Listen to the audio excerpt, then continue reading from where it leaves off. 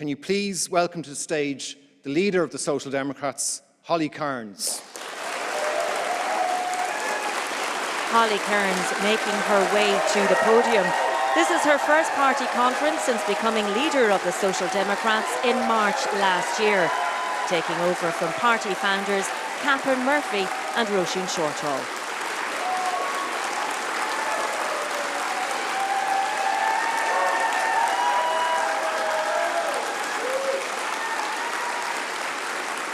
Hi everyone.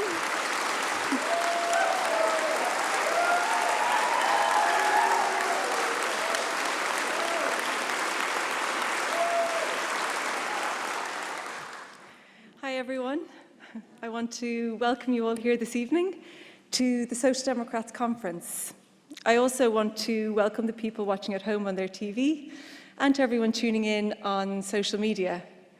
Thank you to my Deputy Leader, Cian O'Callaghan, for his kind introduction. Anyone who knows Cian will know he's highly uncomfortable with all forms of public praise. So I'll leave it at this. I really couldn't ask for a better Deputy Leader. Thank you for all your hard work for this party.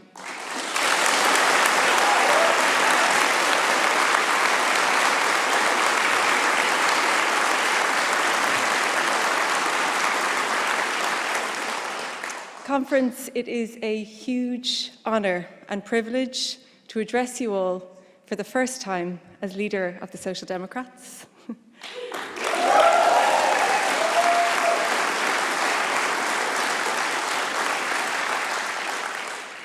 It's almost 1 year since I put myself forward to become the leader of our party.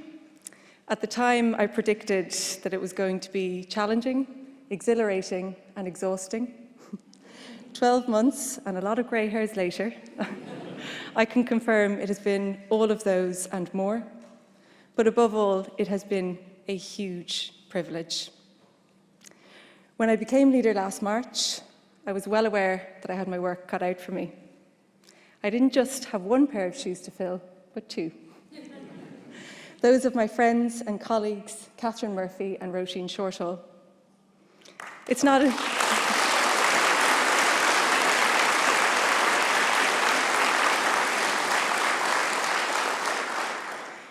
an easy thing to start a political party. It took a great deal of dedication, grit, and ambition. They founded this party because they wanted to help create a better Ireland, and I am so proud to continue this work alongside them.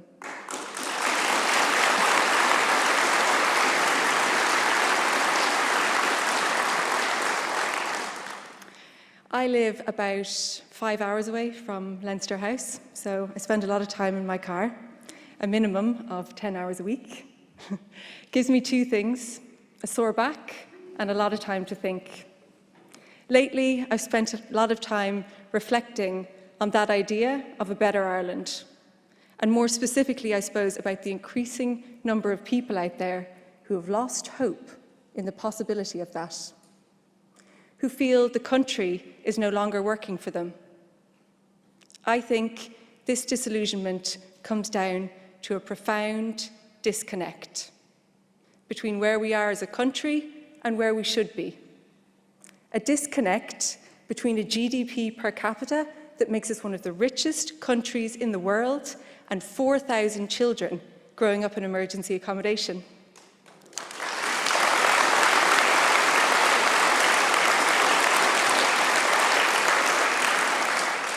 Between full employment and 500,000 adults living in their childhood bedrooms, between €8 billion of a budget surplus and over 600,000 people living in poverty, is it any wonder people feel disillusioned?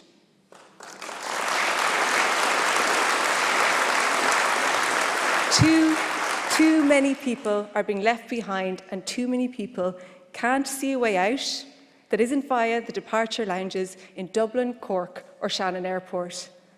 It wasn't so long ago that I sat in that departures lounge myself, forced to emigrate after the crash because, like so many others, I just didn't see a future for myself here. Ireland is a rich country. We should be able to provide a future for our young people.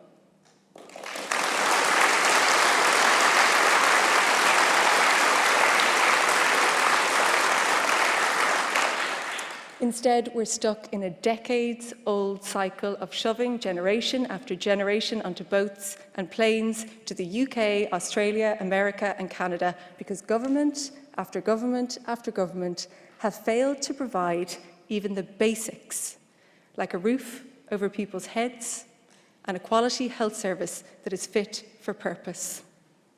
And without those very basics, how can people see a future for themselves in Ireland? We deserve better, we can achieve better, and that is why we are all here today.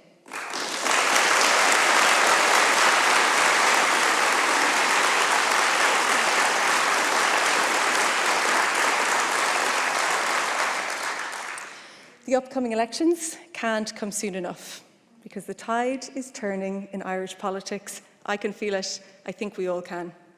For the first time in 100 years, it is no longer a given that the next government will be led by Fianna Fáil or Fine Gael, and that is seismic.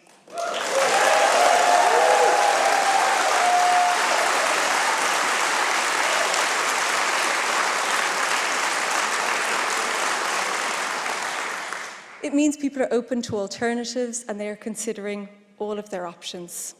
And I believe that social democracy offers the transformative change we need in this country. Let me explain what I mean by that. Essential public services like housing, healthcare, disability services and childcare are fundamental rights. For too long, the state has outsourced its responsibilities to the private market. These essential services must be provided by the state. They shouldn't only be available to those on the highest income. At its core, that is what social democracy is all about.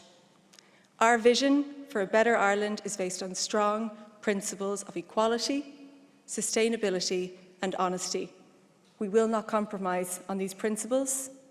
So we may not always say the most popular thing, but on the important issues we face as a society, you will always know where you stand with the Social Democrats.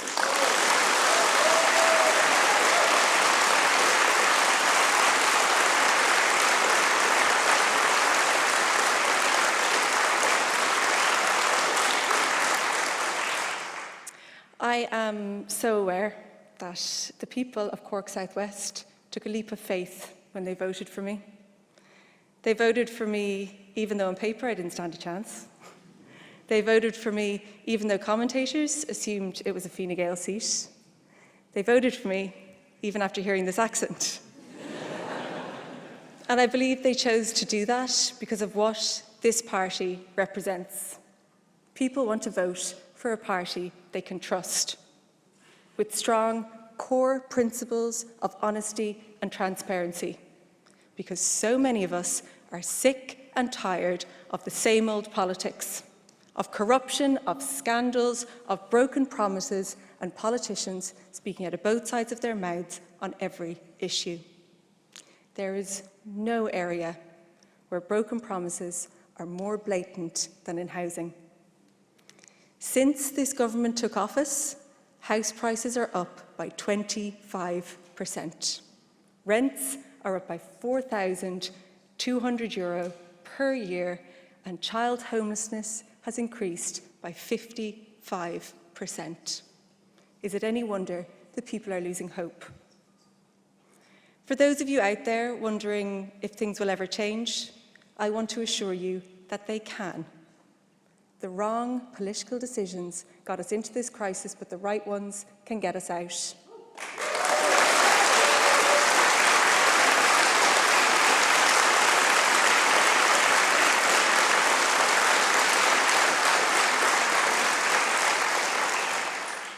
We have a clear plan. We will deliver 50,000 homes per year during our term in office, and to get there, we must focus on affordability. In the middle of an affordability crisis, government have consistently missed their affordable housing targets. We will change that. We will have a laser focus on the delivery of affordable and social homes. We will deliver 10,000 affordable homes and 12,000 social homes per year, and immediately we will introduce a 3-year rent freeze, a ban on no-fault evictions, a vacant homes tax with real teeth, and an end to the bulk purchasing of homes by investment funds.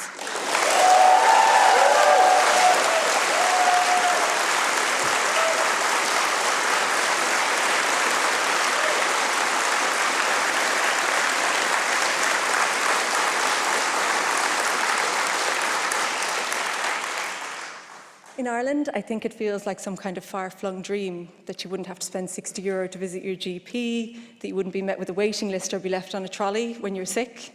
But actually, that is the bare minimum the state should provide, and it is the standard across Western Europe.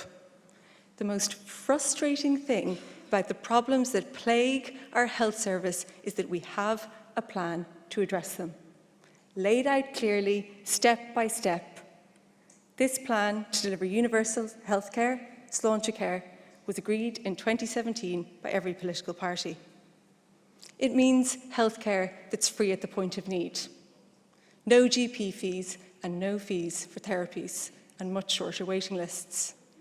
But 7 years into a plan that should have taken 10 years to implement, we are nowhere near achieving universal healthcare. And that is why the full accelerated implementation of Sláintecare is a red line issue for the Social Democrats in any programme for government.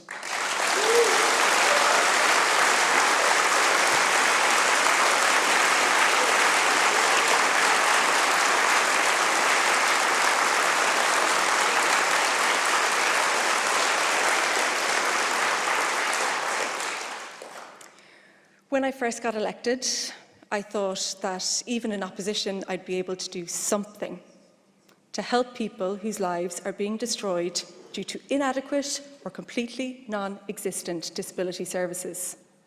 Instead, when we raise issues like children's disability network teams, personal assistance hours, respite services, we are met with a combination of evasion, excuses, and empty promises.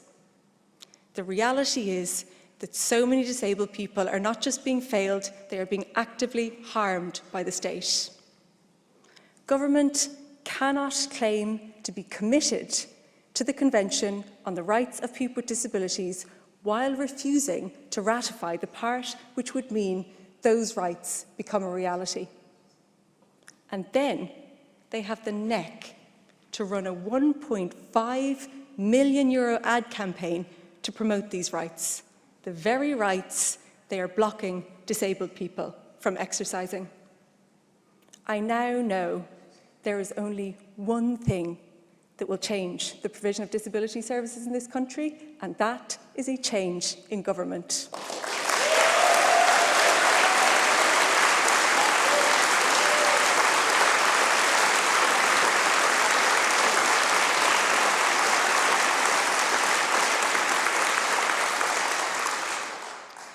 And I can tell you all today that in government, the Social Democrats will ratify the optional protocol.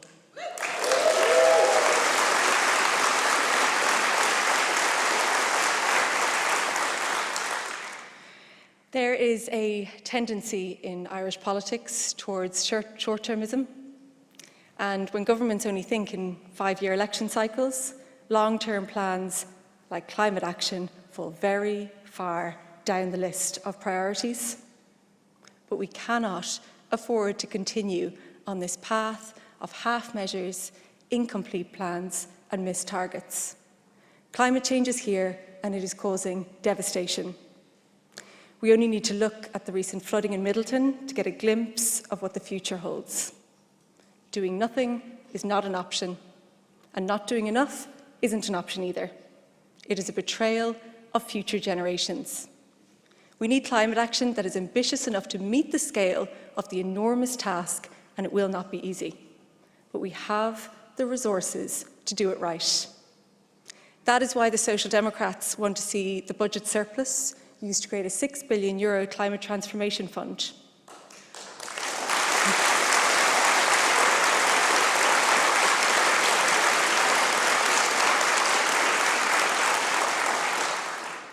We could have warmer homes, we could have pristine waters, we could protect and rejuvenate our biodiversity. We could become a net exporter of energy by the end of the decade. Ireland could be held up as the example for the future of agriculture. And when we have to justify our actions to future generations, do you want to say that we could have or that we did?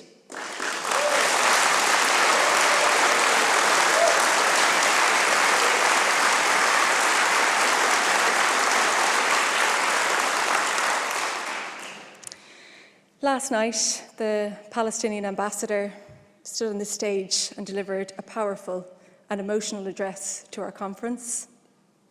The scale of the death and destruction in Gaza is unprecedented, it is disgusting, it is beyond words. Witnessing the unchecked cruelty of the Israeli government while the majority of the Western world turns a blind eye has been horrifying. In these moments, as a society, we have to stand up and be counted. We have to be brave.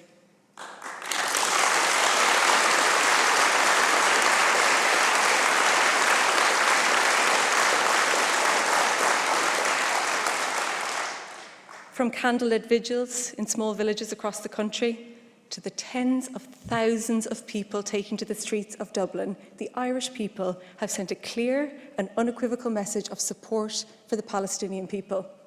The government has echoed many of those words of support and has been a strong voice on the international stage. But for months now, I've stood across from the Taoiseach and Taoiseach week after week and suggested actions Ireland could take to match those strong words. And every time, this government has chosen inaction. They refused to make a referral to the International Criminal Court, refused to enact the Occupied Territories Bill, refused to officially recognise the State of Palestine, and for months refused to lobby for EU trade sanctions. We must stand with the Palestinian people today, tomorrow, and always, because in the face of genocide, inaction becomes complicity.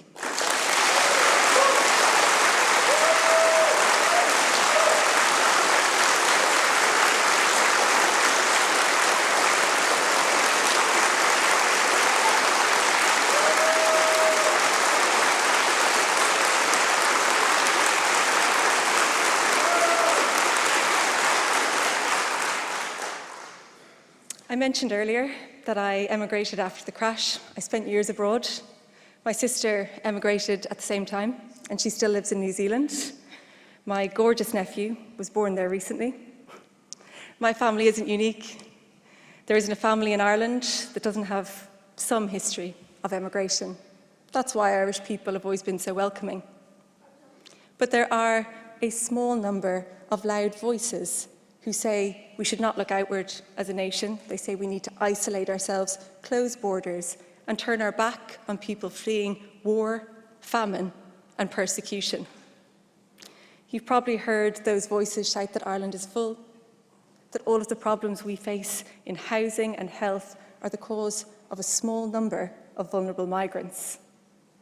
I want to assure you that this is completely and utterly untrue. Ireland is not full, it is just not working properly, and that can be fixed.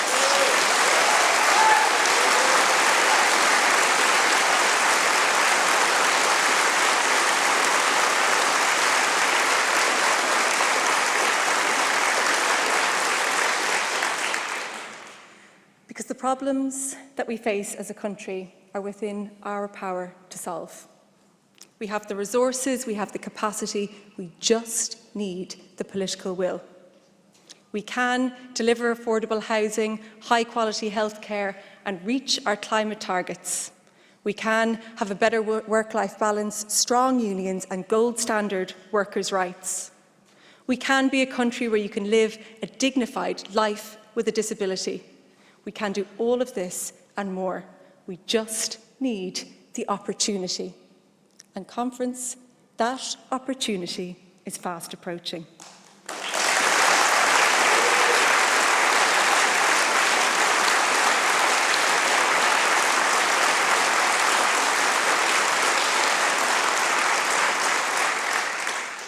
We are facing into a year of elections, a year of possibilities. The locals, the Europeans, and potentially a general election. Choices will be made in each of these elections and in each of your homes about the kind of society we want to build, about what we value and what we want to protect. I am unashamedly ambitious about the future of this country and the role the Social Democrats will play in building that future.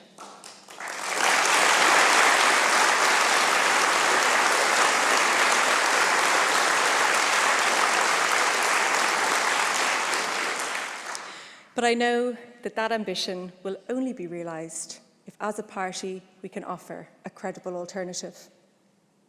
To do that, we don't just need to offer solutions to the many problems we face as a society. We need to offer as many of you out there as possible the chance to vote for us. So with the support of my colleagues, we have been working flat out to build the Social Democrats up to a point where we can reach our full potential. That is why we are running more candidates all over the country than ever before. Because in this crucial year in Irish politics, we want to put social democracy on the ballot.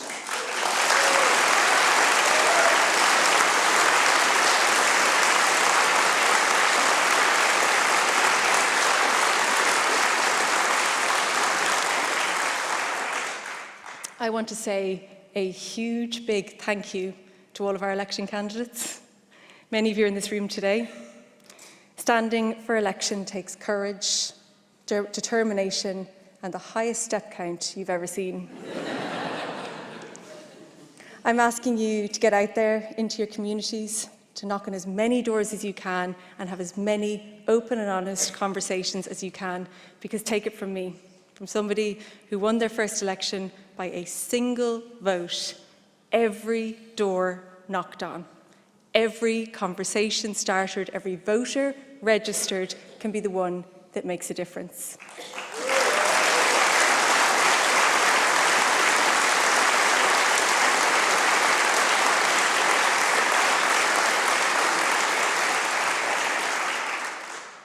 To everybody watching at home, addressing you today has been a privilege.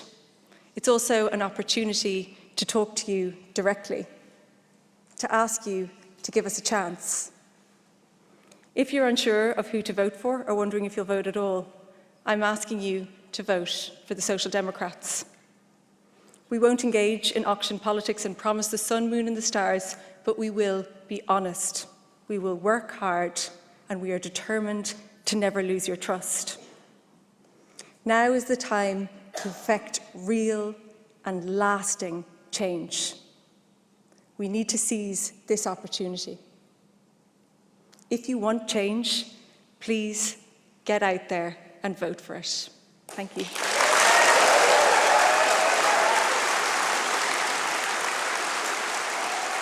standing ovation there for leader of the Social Democrats, Cairns.